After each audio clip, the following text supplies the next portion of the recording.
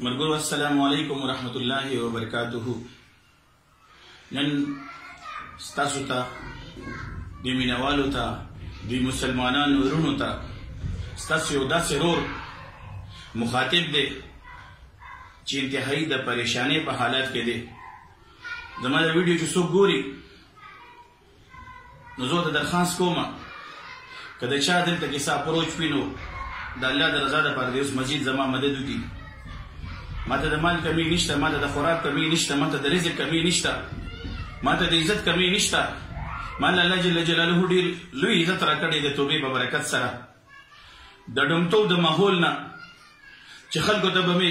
द अल्लाह पर जात भी कसबी बाजी ब खल्को द खोले खुद द बमे बाजे खोले सड़ो द बमे बाजे खोले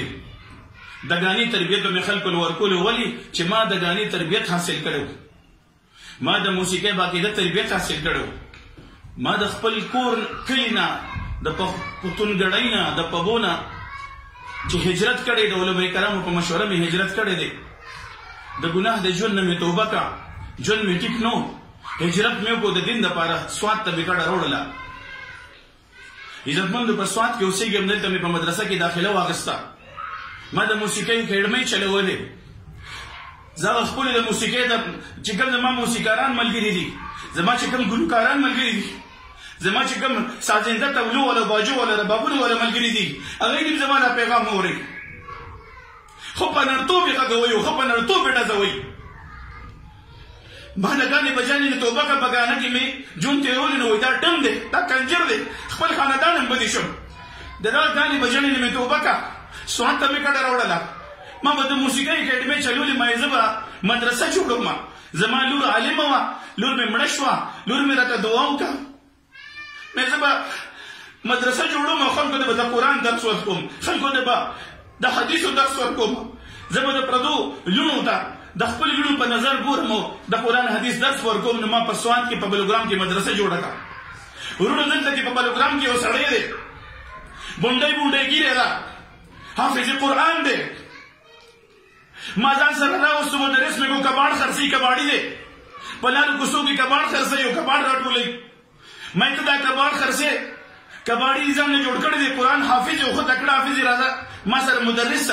ما چې ځان سره مدرس یو میاش پسې را سره دښمنی شروع کا اوس چې چرته زمونو بیزتی وکړي چې چرته زمونو بیزتی وکړي زه دې سوات نه ما خدای الله بنده خو یې مکنه ما د ګناه د ژوند توبه کړې ده مې د دې سوات قاری فضل ودود دی که څوک د خدای نه یریږي دا سړی ما نه وړوي اول دومه یا به دا سړی خپل ځان خراب کړي او ما خراب کړي خپل آخرت یې خراب دی زه ورته بددعا کوم الله جل جلاله دې د دنیا او آخرت تباه کړي پلار لګانم پلار نه مولا معافي وغوښته که ما نه څه خپې دا زوی دې رانه منې کا زه په ځای مې کړی زه په ځای مې تنګۍ او کنځل او وینا سپک بد راته زګۍ تنګ کړی مې ډېر زیات مسلمانان وروڼو کته چې څوک وي د الله د رضا پرته سړی پرېږدي چې زما آخرت بربادوي دوباره مې چې د بل طرف ته بوځي د دې قرآن او د دې حدیث نه منې کوي چې دوباره مې اخو مې ګانې بجانې کولې په کوم طرح ته مې لګي د خدای ظالمه ته ما نه څه غواړې کنځل کې راپسې بد رد راڅخه کوي یو ډېر زیات یې تنګ کړی ما د الله د رضا لپاره دا سړی د بلوګرام کې اوسېږي فضل ودود نوم دی ډېر زیات یې تنګ کړی ما